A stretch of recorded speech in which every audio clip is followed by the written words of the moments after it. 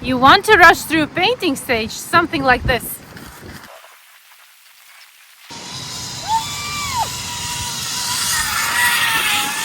But in reality, you need to paint slowly and patiently. Welcome to day 4, and here is my beginning when I have my outlines here on a transparent paper, and I'm placing and looking which part of this composition should be going. Of course, the big one takes the whole page, and then the smallest one I'm still figuring which one should go where.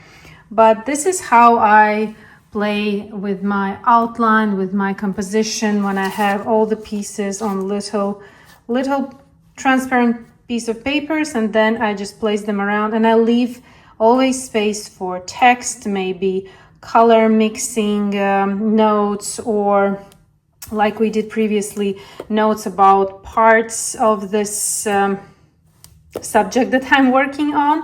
And that's how I begin. And outlines being transferred, everything, all the details. So it's really important when you are transferring to transfer all details, even if it looks like you are doing too much or it takes too much of your time.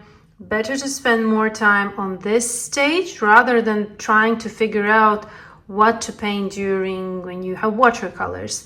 And if you haven't transferred some details, you will not paint them. That's how it works. Even if you say, oh, I will paint it later, no, you will not.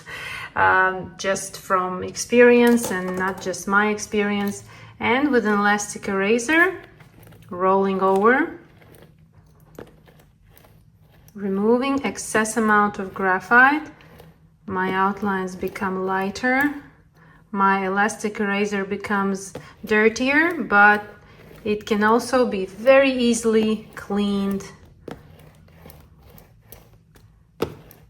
like this. It removes nicely and beautifully. And here you see compared both sides, this is removed, and here I have they're more darker, more intense. Oh, removing very lightly. I'm not rubbing, I'm only rolling over surface slowly,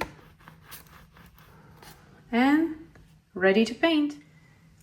Here we have, this is the page that I will be working first, and my palette, watercolors. But first I would like to show you, if you have a palette that has leftovers, as I call them, of watercolors like this, you don't need to wash. For example, we need brown color. You could add here yellow and red, and you will get brown, a little touch of blue. So you can still use this amount of watercolors. I always have clean palette, just because for technical reasons, so you can clearly see what I am mixing, what I am doing. But if I would be painting, for example, this at my studio just for myself, I would definitely be using from previous days palettes. For example, when we were painting butterfly on day 2, then I have a lot of watercolor leftovers. This can be used for a whole painting project. So even though this palette looks small, I have experimented that I painted up to 40 paintings with this small palette. But of course, when I'm not wasting watercolors, for example, this is almost this we used, and then you go and wash and mix again, this can be used. Or maybe if you don't need these pigments, you can cover with plastic wrap and leave it for the next time when you will need these pigments. If you don't have several palettes like this, you can use white dinner plates. That also works perfectly. So every time, for example, when you are mixing reds, you can have one dinner plate where only difference of red pigments. When you're mixing blue or greens, then you have different plate.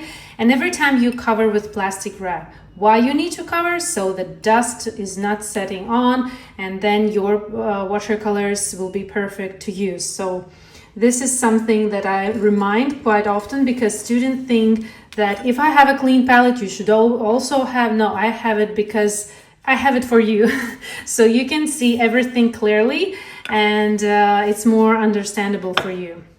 Okay, so for this project, mostly I will be using a round synthetic brush, number 7, but I will also take a little bit bigger brush, which is also round synthetic brush. Oh, I don't have a number here. It is number 9. It's a bigger, for bigger layers. You can use any other synthetic brush. This also will work fine. We'll see. And reference photo is right beside me, so I can see everything that I need to paint. There's a lot of browns, there's some grays, there's some yellows and greens, so very earthy palette of colors. I'm taking water, placing water on my palette, a little bit more. And what I see first is very beautiful orangey color. So I'm taking Indian yellow for that. A little bit more. Adding perylene green. Perylene green is cool green watercolor mix. Adding a little bit more of Indian yellow and a touch of red.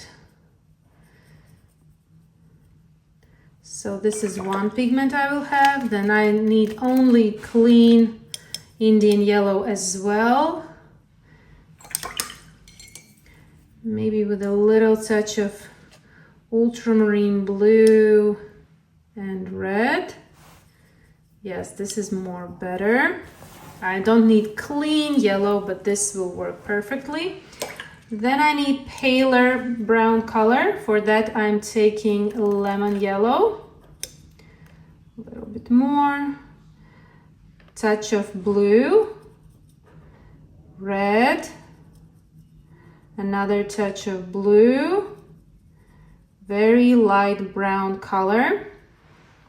Then I need a gray color. Again, taking lemon yellow, primaries, mostly working with primaries. Taking little touch of ultramarine blue, a little bit more, and little touch of red again. Mixing them together. A little bit more of red. I'm adding red gradually. And a little touch of blue. It's different. A little bit more blue to get more gray color. This will be great. Maybe a little touch of red, like little tiny touch. Adding it gradually so that the change is really small. And I need a chocolate brown color. For that I'm taking lemon yellow, ultra alizarin crimson, blue, and sap green. I will add also sap green. A little bit more of red, a little bit more of blue, and a little bit more of yellow. Now red. Adjusting as I go, and I look at the changes all the time. And blue. So you can see on my palette there's different, and all are very earthy colors. So let's start from here. Little attention. So here we have an edge that is in the reference photo clearly visible, that is very light, almost white color, and goes a little bit curved here. Like this, it goes away from us. So don't overpaint this part, leave it as it is, unpainted. And slowly starting to work.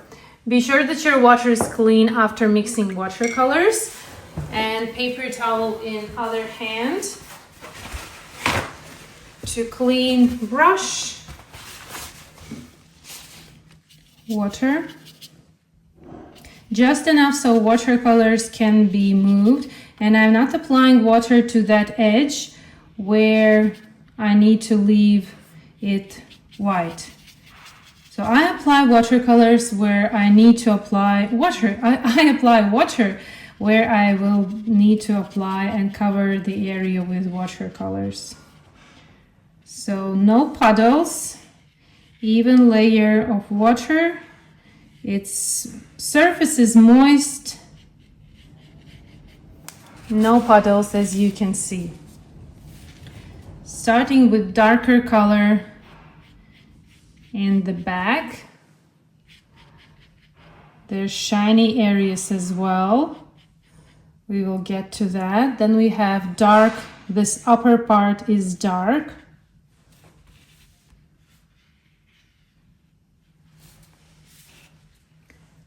Then there's darkness somewhere here. It goes a little bit here. Adding while the surface is still moist, it's beautifully blends together. Then I'm taking my yellowish color. It's on this side. I'm not thinking about white lines or lines at all. We are looking beyond those lines and we are catching what is happening there. It's like now we are painting a really nice background color for our snail house, and we don't need to think about now texture of the house, lines. We need to think about color, tonal values, definitely light. There's a lot of light, adding a little bit more darkness where it is the darkest, and adding more. It's the darkest here and all the way down here. Some little parts here and there as well as the lines go. A little bit more yellow here. And like doing these lines, placing them. And also my brush strokes are in the direction of those lines. That's what I am taking into consideration, but I'm not thinking about drawing those lines right now. So now everything is applied. I'm washing my brush, cleaning in paper towel, and here and there I'm wiping out where I see that the light is longer than just a space here. I see that in some places light is like a line, so I can remove with while the surface is wet with my brush. I dip it in water. I will place water here. So I dip in water, clean my brush, and wipe the surface. Again, dip in water, clean in paper towel, and wipe. Dip, clean, wipe. Dip, clean, and wipe. Here is more light, and there are some lines also here. So I'm leaving that for later. And this is just the background for the snail.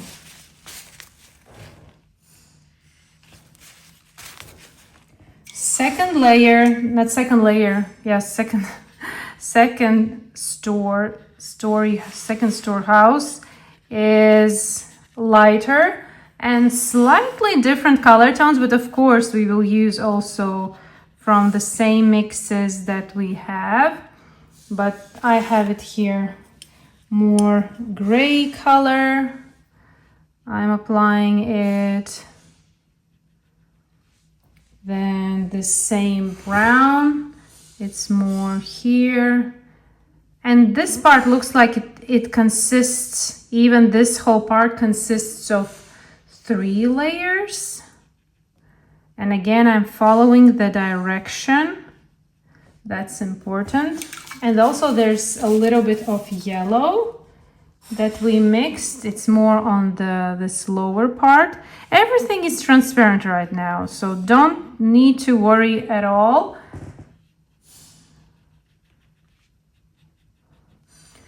And very light gray here. And I'm leaving this little gap that we see. There's like this white dividing part. I'm leaving that out, applying a little bit more of gray here and a little bit more gray here. Then brown, we need a little bit more of brown, like this. Again, lightly and transparently. This brown also seems like a line goes like here.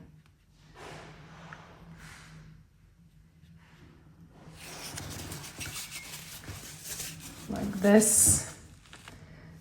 Then we have another one here.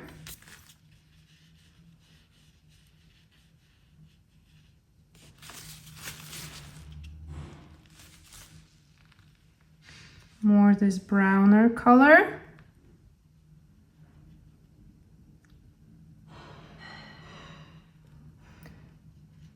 It's more darker than, no, it's not darker, it's quite, but there are not so many different color tone transitions. So I need some light area here in the middle also. So I can still wipe while it's still wet. And also this part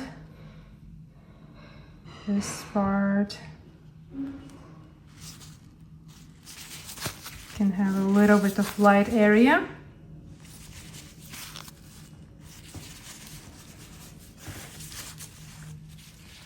And the very last ones here are very light gray, almost white. So I will take a little touch of gray color and apply a very light layer. Later on we can add some details there, but that's like that will be enough. Maybe on the sides a little bit more because it's a round subject and it has some lights and shadows from both sides.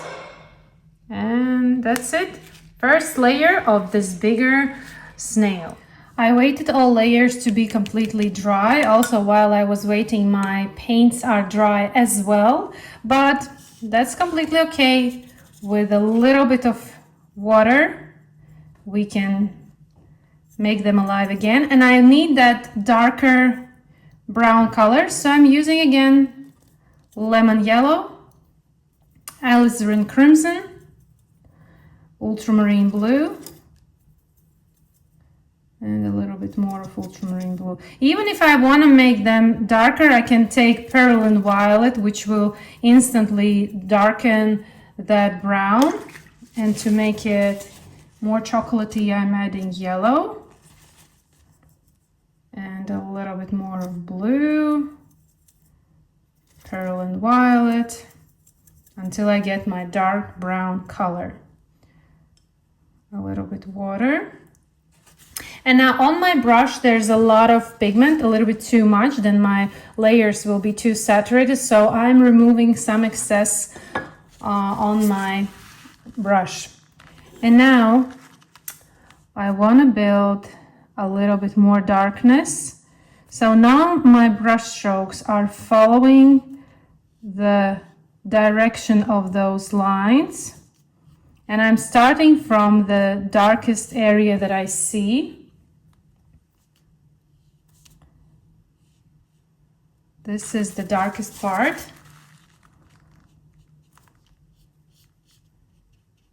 And as this is daily practice sketchbook page, I'm not aiming here for super realism.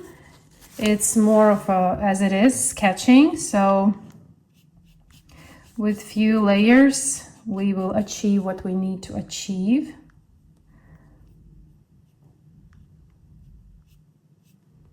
And I'm leaving little gaps in between my brush strokes to make this texture what we see on in the reference. Now I want to switch to finer tip brush.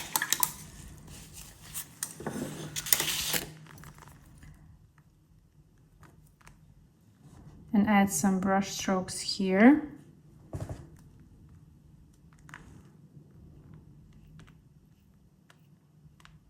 Here they are even lesser.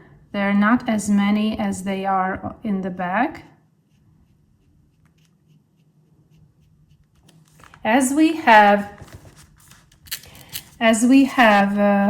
this base color in the back, then it's easier to build these lines, textured lines, because we have color underneath. If we would go straight away with these lines, then we would have white surface underneath, and that would look not as good as it should be. And follow in the reference photo the direction of those lines. For example, here they go slightly to the left and then they turn to the right.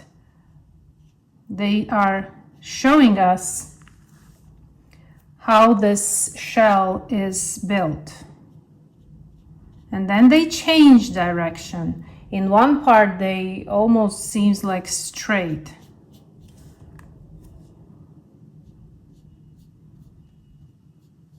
Now, this is the part that you can paint and paint these lines, but really important here was this base color, this base layer. It set the tone for the whole painting, leaving these light areas, different color tones. So that was pretty important part for the shell to look as it is in the reference.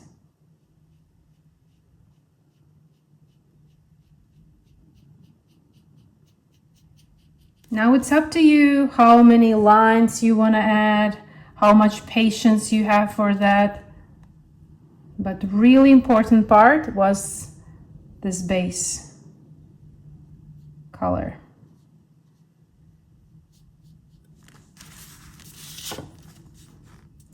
Making this part slightly darker because it goes away from light. And I want to make it even darker as it is right now.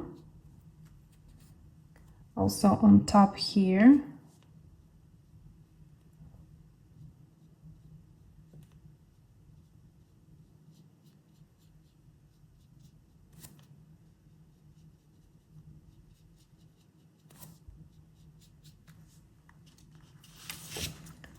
And I will add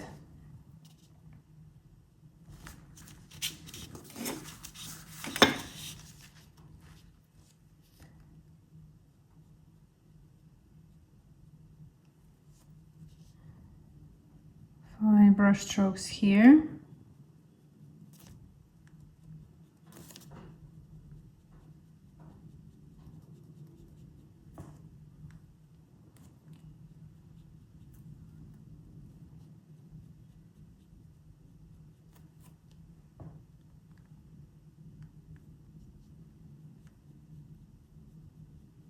Fine brush strokes, super small, indicating this pattern of shell.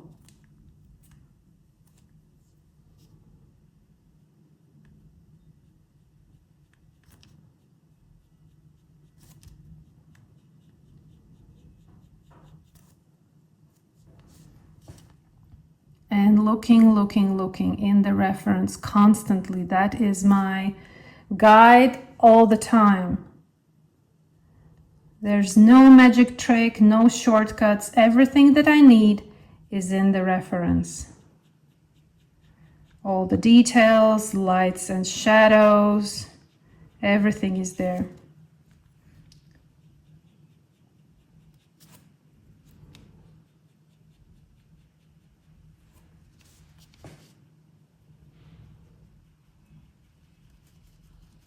Our imagination can't be as rich as is nature.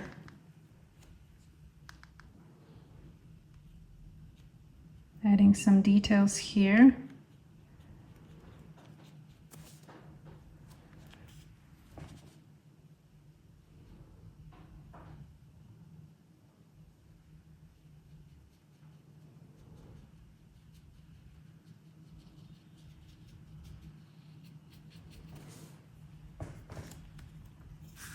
And I want to take other color from my palette to add some variety of different color tones.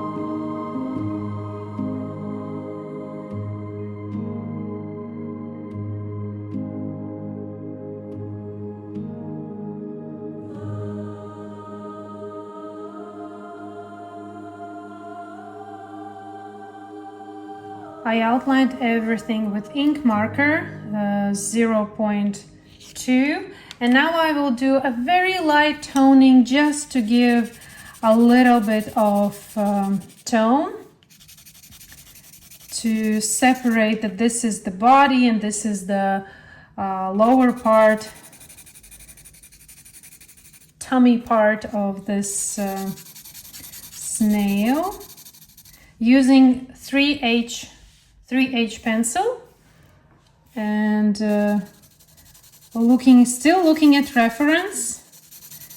Where is darker part? For example, here is darker part and the body is lighter, but as it goes further, then this becomes lighter and body right closer to the shell becomes darker. And also same here, it is darker in the beginning, so I'm toning it, and then darker becomes here. I will do maybe also a little bit darker, taking slightly darker pencil and giving another extra layer. Just a very quick and simple. You can do, of course, more detail. It's up to you. It's your work. My main here assignment for you is to slow down, and this snail with all these patterns and little details do ask a lot of patience, slow work, no rushing. So this day is for you to really understand that there's no way that you are late for something. You need to slow down in order to become better. You need to slow down in order to enjoy what you are doing, not just rush through like I did with the zip line. It's something that you are enjoying with this calmness, this do not rush. It's like it's one of the issues that is stopping you from growing as artists, growing artistically. If you are rushing, if you want to have that result faster and you want to see that result faster, when you will let go that, then the result will come. When you will start to slow down and enjoy what you are doing, then results will come. Now I will show you the process of doing this little snail on a daisy using same watercolors that I did for the, but more lighter, more diluted with water. I will take this one and this one. There's more yellow, there's more also a little bit of gray, so I will use same watercolors.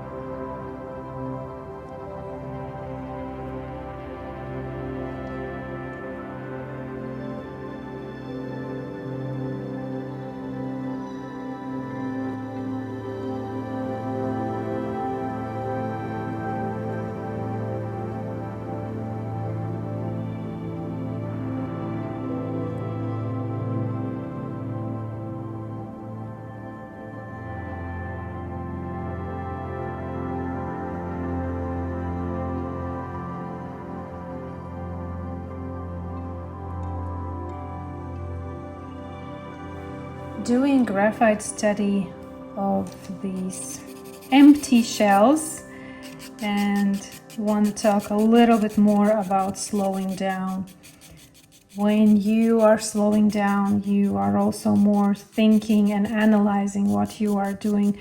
Maybe in art, it's also important to have a little bit of expression without thinking, but when you are learning, you need to follow some process and you need to consider things. And when you will be over learning stage, then you can, then my suggestion is to still be slow, because when you know how to do things, then happens opposite. You are not thinking at all. You are just enjoying this. And for me, art, for me, painting is like active state of meditation. And I notice the more I am relaxed, calm, the better results, more satisfying results. Also, the time that I had, maybe those are 20 minutes or 30 minutes, I was more enjoying and more aware what I was doing, rather than when I'm rushing and I want to finish faster. Time to time I need to remind that myself as well. Please be calm. You are here. Be in this moment. Be present. That's my suggestion for you, is to slow down in order to learn, in order to enjoy, in order to see results, rather than rushing and trying to be faster at the finish stage. This is not a competition. This is art. My page is ready. Study of shell, study of snail, some interesting facts about snail, and a final reminder. Speed is not the only path to progress. I would say better go slowly and you will move faster, rather than running, stumbling, falling, and experiencing some frustrations along the way. Slower is definitely a better choice. Thank you.